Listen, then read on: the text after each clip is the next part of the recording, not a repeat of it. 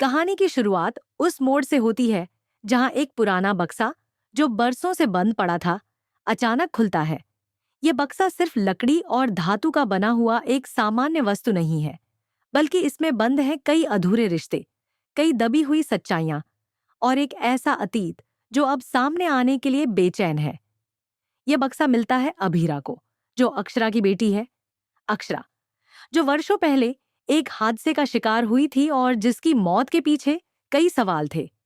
अब उस बक्से से निकलती है एक डायरी, अक्षरा की अपनी लिखी हुई डायरी, जिसमें उसकी जिंदगी की सबसे बड़ी पीड़ा, सबसे बड़ा रहस्य दर्ज है। अभीरा जब उस डायरी को खोलती है तो शुरुआत में उसमें उसकी अपनी ही बातें लिखी मिलती हैं। अक्षरा ने एक माँ की तरह अपनी बेटी के लिए अपने मन की सारी भावनाएं उतारी थीं। उसके जन्म से लेकर उसकी परवरिश तक के अनुभव, उसकी खुशियां, उसकी परेशानियां। जैसे जैसे अभीरा डायरी के पन्ने पलटती है, एक दर्दनाक सच सामने आने लगता है। अक्षरा ने एक ऐसा राज लिखा था जिसे वह अपने जीवन में किसी को बताने की हिम्मत नहीं कर सकी। ये राज था उसकी बहन आरोही की मौत का, और उसकी मौत के पीछे की असल वजह। डायरी में साफ साफ लिखा था कि रूही, जो उस समय मात्र 5 साल की थी, ने एक मासूम सी गलती की थी, जो उस समय एक जानलेवा हादसे में बदल गई थी। वही हादसा जिसमें आरोही की जान चली गई थी। अक्षरा ने लिखा था कि किसी को यह बात पता न चले, खासकर रूही को नहीं, क्योंकि वह बच्ची थी, अनजान थी, मासूम थी। उसने जानबूझकर कुछ नहीं किया था, और अगर कभी उसे ये पता चल गया कि उसकी एक भूल ने उसकी माँ की जान ले ली, तो वह खुद को कभी माफ नहीं कर पाएगी। ये सब पढ़ते ही अभीरा और अरमान दोनों हैरान रह जाते हैं। अरमान, जो अब तक इस पूरे अतीत से अनजान था, वो उस कड़वे सच को जानकर सन्न रह जाता है। और अभीरा, जो अपनी माँ को हमेशा निर्दोष मानती थी, आज उस विश्वास को लिखित रूप में देखकर भावनाओं के जाल में उलझ जाती है। वह बार बार खुद से कहती है, आई न्यू इट, क्योंकि उसके दिल की गहराइयों में हमेशा से यह बात थी कि उसकी माँ किसी की मौत की वजह नहीं हो सकती। अब जब अक्षरा की डायरी ने उसकी भावनाओं को सच साबित कर दिया है, तो वो रोने लगती है। लेकिन इस बार उसका रोना दुख का नहीं, बल्कि संतोष का होता है। उसकी माँ निर्दोष थी, और अब वह इस दुनिया को यह साबित कर सकती है। लेकिन सच्चाई को जानना जितना आसान लगता है, उससे कहीं ज्यादा कठिन होता है उसे सहन करना, और उससे भी मुश्किल होता है उसे दूसरों से छुपाना।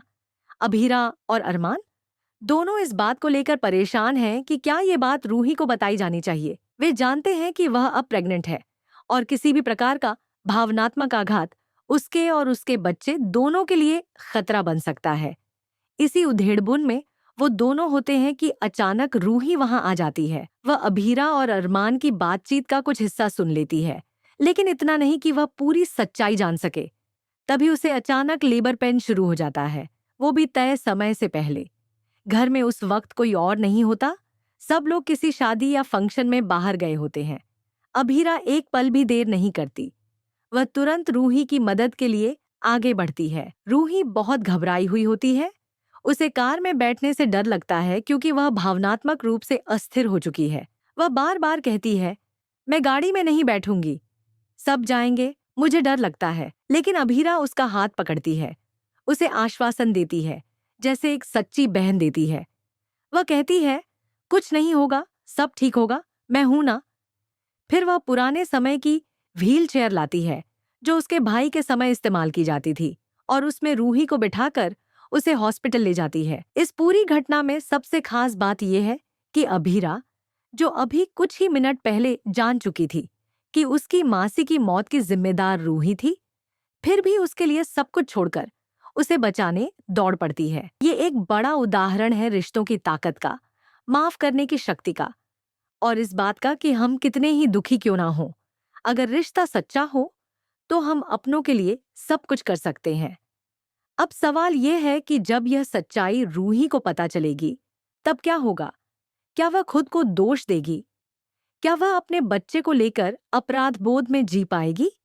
क्या वह इस सच्चाई को स्वीकार कर पाएगी? और अगर नहीं कर सकी तो क्या वह मानसिक रूप से टूट जाएगी? इन सवालों के जवाब फिलहाल अधूरे हैं, लेकिन एक बात तय है, जिस दिन यह सच खुलेगा उस दिन सब कुछ बदल जाएगा। अभीरा और अरमान के लिए यह एक बड़ा मोड़ है। अब वे दोनों इस बात को लेकर भी चिंतित हैं कि आगे क्या करना है। क्या इस राज को हमेशा के लिए दबा देना चाहिए? क्या यह बात सिर्फ अक्षरा की डायरी में ही दबी रहनी चाहिए, या क्या सच्चाई सामने आनी चाहिए ताकि सभी को क्लोजर मिल सके? अरमान, जो शुरू में कुछ नहीं समझ पा रहा था, अब धीरे धीरे बातों की गहराई को समझने लगता है।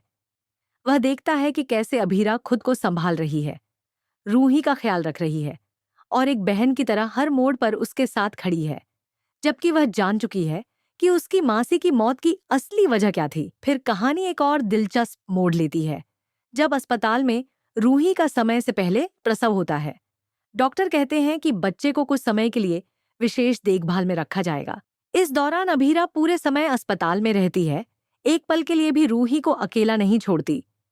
यहाँ तक कि जब अरमान भी कुछ समय के लिए बाहर जाता है, जरूरी फॉर्मेलिटीज के लिए, तब भी अभीरा ही होती है जो रूही के सिर पर हाथ रखकर उसे ढांढस बंधाती है।